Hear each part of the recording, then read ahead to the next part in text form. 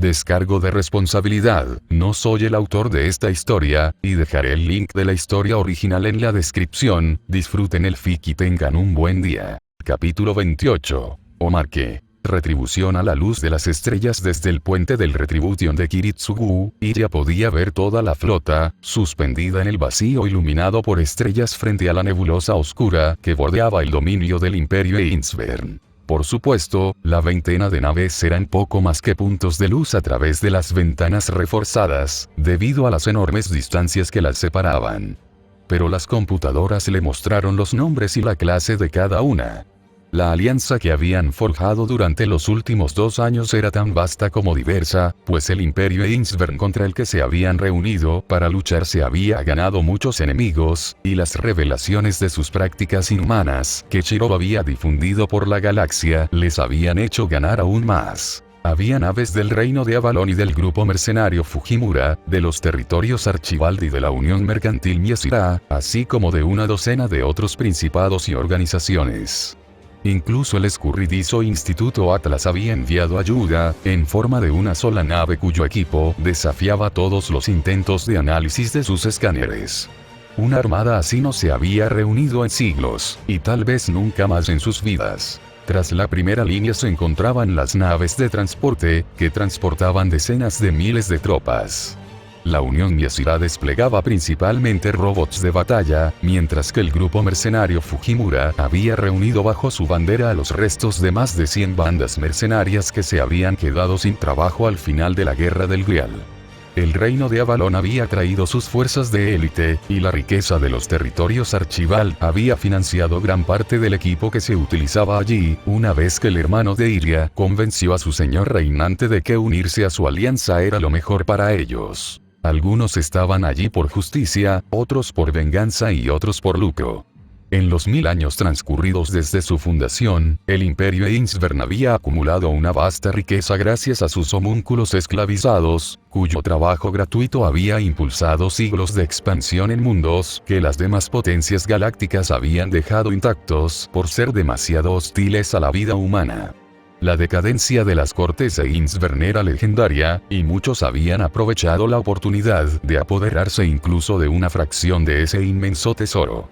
Dada la fuerza de su enemigo, habían decidido dar la bienvenida a todos los que estuvieran dispuestos a ayudar, sin importar los motivos, siempre que estuvieran dispuestos a seguir el plan de batalla. Sin embargo, a pesar de todo el poder de esta flota, la retribución de Kiritsugu seguía siendo la más poderosa de todas.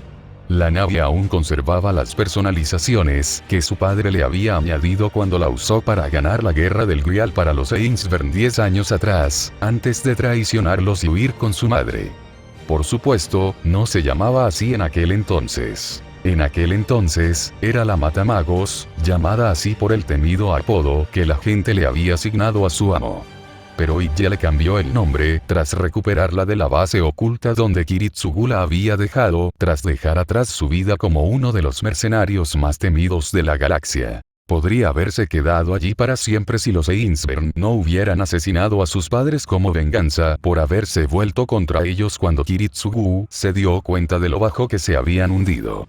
Solo ella podía comandarlo, pues estaba genéticamente vinculado al propio Kiritsugu, y como su último pariente vivo, solo la aceptaría como su comandante.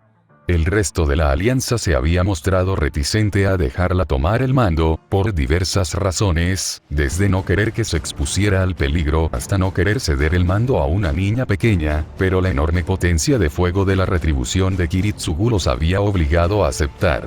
Con casi 6 kilómetros de eslora, la retribución de Kiritsugu era una nave elegante, capaz de alcanzar una velocidad increíble, pero era su cañón principal el que había causado pesadillas a generales y señores de la guerra de toda la galaxia.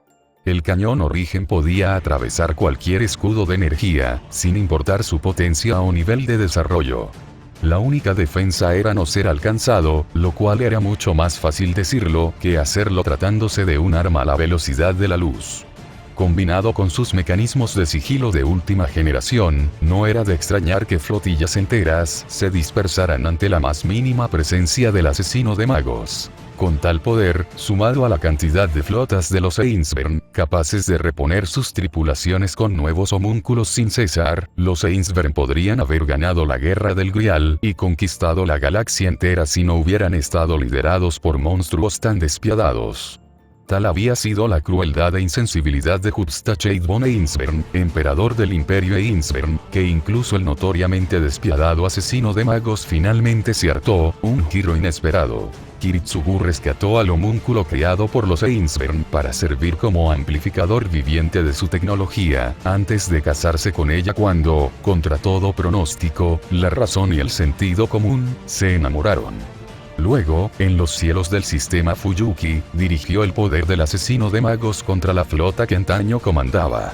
Fue una masacre que aniquiló por completo tanto a la flota Ainsburn como a la variopinto banda de defensores, y convirtió el sistema Fuyuki en un cementerio, pero que puso fin a las ambiciones de conquista galáctica de los Ainsburn. Claro que, para cuando Iggy encontró y renombró la retribución de Kiritsugu, llevaba más de 10 años acumulando polvo en el fondo de un cañón en un mundo sin vida, y le había costado mucho volver a ponerla en condiciones para el combate.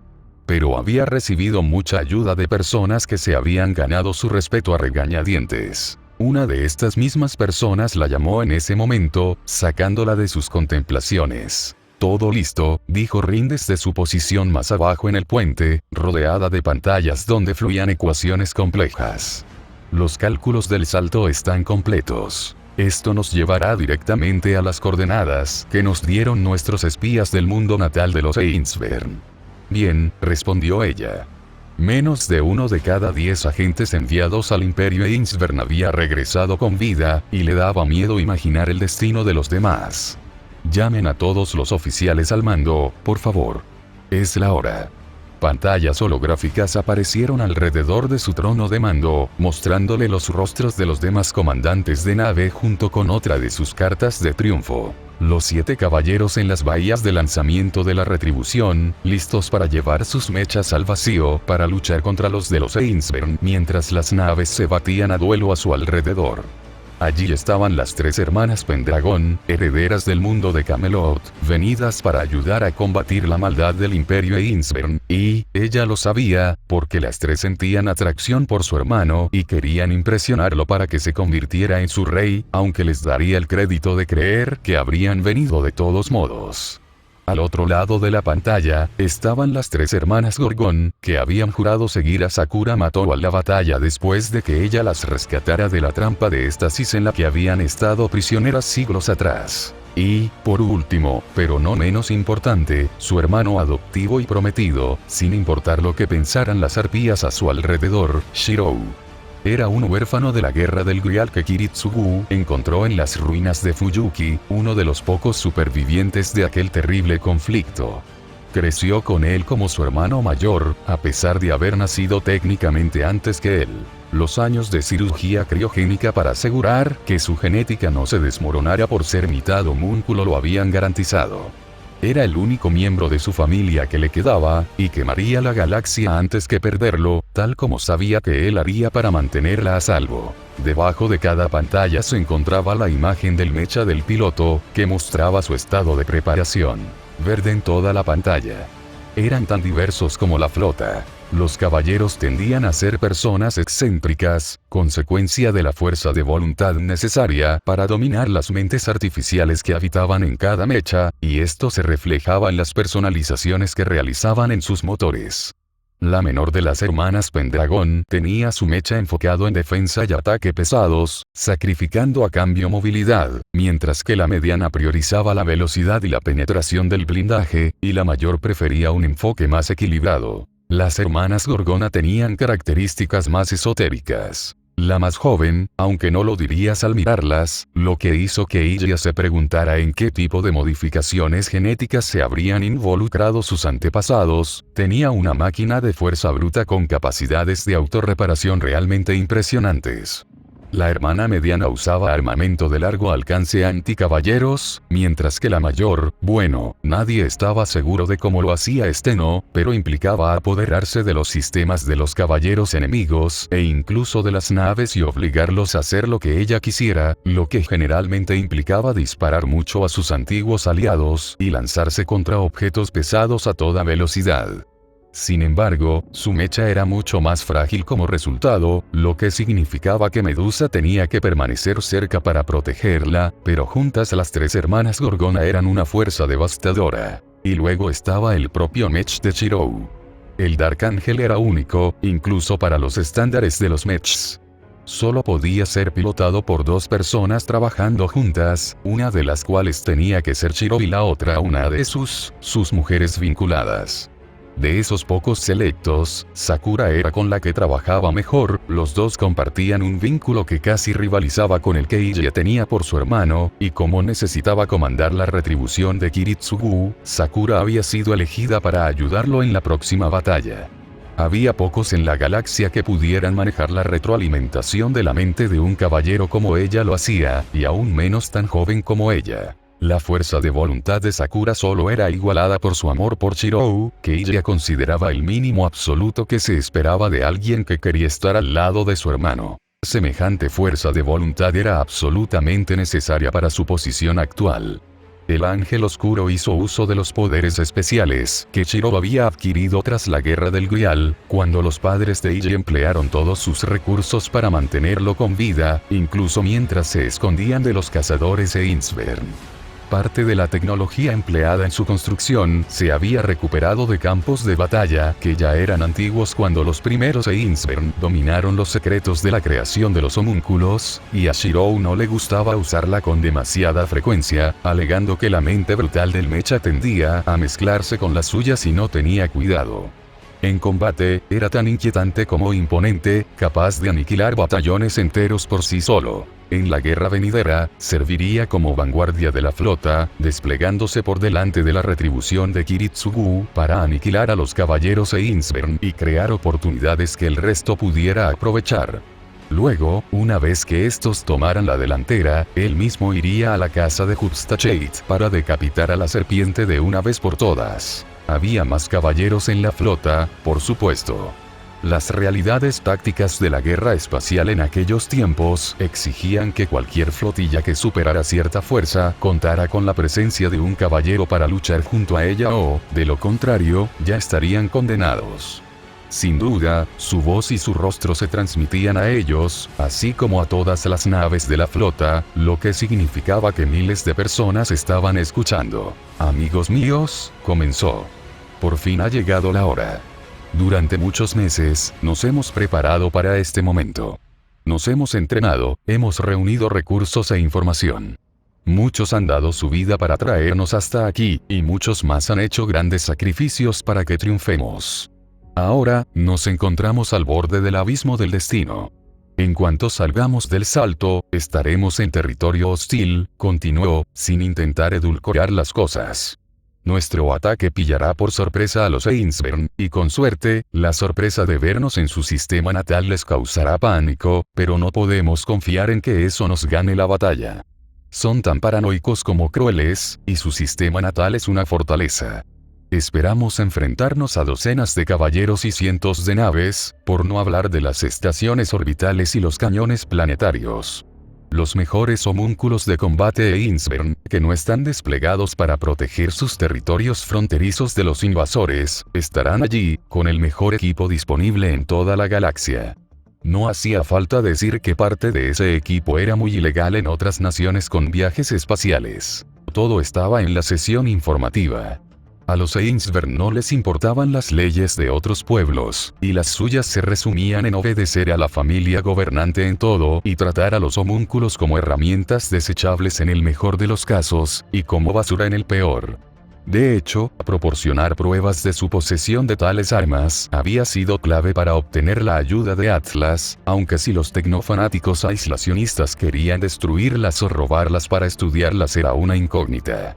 La brújula moral del instituto, si es que se podía decir que la poseían, era un misterio para cualquiera que no formara parte de él. A pesar de todos estos obstáculos en nuestro camino, les prometo esto. El imperio Ainsvern caerá, declaró, sintiendo que el fuego que ardía en su alma se reaviva. Hoy comenzamos la liberación de los miles de millones de homúnculos esclavizados por sus progenitores. No permitiremos que se escondan tras sus ejércitos y flotas, no permitiremos que se rían mientras nos vemos obligados a matar a aquellos por quienes luchamos para salvar. Atacaremos el corazón de su maldad, directamente al corazón de su imperio de esclavitud y sufrimiento. Destruiremos su orgullo y su poder. Arrasaremos sus castillos y quemaremos sus cámaras de tortura. Destruiremos las salas de limpieza mental y las torres de adoctrinamiento. Salaremos los campos donde cultivan sus hierbas alquímicas y fundiremos las forjas donde construyen las herramientas de su opresión. Por Kiritsugu e Irisbiel, concluyó. Por los que hemos perdido y por los que aún podemos salvar. Por todos los homúnculos esclavizados por los Ainsvern, por los que han muerto sin conocer la libertad y por los que aún están por nacer.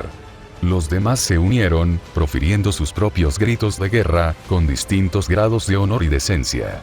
Iria apartó la mirada, apagó la llamada y se concentró en la nebulosa que tenía delante. Allí, entre esos remolinos de materia cósmica, estaban quienes ordenaron el asesinato de sus padres y lo pagaron con el oro obtenido mediante la esclavitud de la gente de su madre. Allí estaba Hupstachade von Ainsvern, quien intentó secuestrarla y fracasó gracias a que su hermano y sus amigos lograron interceptar la nave que la transportaba a tiempo y la rescataron. Le había llevado semanas dejar de tener pesadillas al respecto, e incluso ahora se encontraba estremeciéndose de vez en cuando su mente divagaba imaginando qué le habría aguardado allí si hubieran fracasado. Todo esto terminaría pronto. De una forma u otra, ella pondría fin a la pesadilla que era el imperio Ainsvern. Nadie más nacería en la esclavitud, sin siquiera soñar con la libertad, ni condenado a sufrir eternamente si la alcanzara. Señora Tosaka, ordenó, puede comenzar el salto. Entendido, fue la respuesta tajante. Comprobaciones finales de sincronización, completadas. Salto en 5, 4, 3, 2, 1, salto. A lo largo de 200 naves, los motores se encendieron a máxima potencia, alterando las leyes del universo mediante técnicas heredadas de la primera expansión galáctica de la humanidad. Al sumergirse en el espacio de salto, la familiar sensación de dislocación la abrumó. La ventana estaba sumergida por un caleidoscopio de colores que envolvía las estrellas, el vacío y la nebulosa oscura. Saltar de un lugar a otro era instantáneo desde el punto de vista de los demás, pero para quienes viajaban podía llevar desde unos segundos hasta media hora. Este salto en particular debía ser corto, según los cálculos de Rin, así que todos debían permanecer sentados y esperar a que terminara. Por definición, no había nada fuera de la nave durante el salto. Incluso el caleidoscopio era una ilusión, conjurada por el escudo de energía de la retribución de Kiritsugu al encontrarse con las energías sobrenaturales de la irrealidad. Y, sin embargo, Iria juró que podía oír una voz en la vorágine. Ohou-sama. Ohou-sama. Ohou-sama. Ohou-sama, despierte. Si no lo hace, se perderá el desayuno con Emiya-san antes de que se vaya a la escuela. HMMRKKSHSH, a toda velocidad. Seiya. ¿Qué haces en el puente? El puente. Ohou-sama, estabas soñando. Despierta. Parpadeó y miró a su alrededor para ver su habitación en la residencia Emiya. Espera, ¿la residencia Emiya? No estaba a bordo de una nave espacial. Oh. Quizá vio demasiados dibujos animados ayer, pensó ella mientras despertaba lentamente. O quizás no lo suficientes. No era como si fuera a ver una batalla de mechas en la vida real, y aunque el sueño ya se estaba desvaneciendo de su memoria, estaba segura de que habría visto uno si ella la hubiera dejado dormir un momento más. Habría visto algo magnífico. Tendría que escribir todo lo que pudiera de su sueño después. Ahora mismo, quería desayunar. Sorpresa. Feliz Día de los Inocentes. Me había dado por vencido en terminar esto a tiempo a principios de esta semana, pero ayer perdí mi acceso a mi cuenta de FGO, un accidente que involucró a mi emulador que no ejecutó la última versión, lo desinstalé y reinstalé una versión más nueva sin pensar en guardar los datos, pero después de unas pocas horas de pánico logré encontrar la contraseña de recuperación que había usado hace 2 años, que era una cadena de caracteres alfanuméricos aleatorios escritos en un solo archivo en una ubicación remota en mi PC. Bueno, sí. Decidí no enfadar a los dioses y terminar esto como muestra de gratitud. Me llevó un par de horas, y creo que podría seguir añadiendo más detalles durante mucho tiempo, pero estoy satisfecho con el resultado. La idea de este omake surgió hace un tiempo mientras leía la serie de novelas ligeras Soy el señor malvado de un imperio intergaláctico, de Yomu Mishima. Normalmente no soy muy fan de las historias de mechas, pero esa fue divertidísima y no pude evitar inspirarme. Como siempre, agradezco los comentarios y las ideas. Atribuyo cualquier inconsistencia o laguna argumental de este omake a que es el sueño de Iria, y los sueños no tienen por qué tener sentido. Sariel fuera.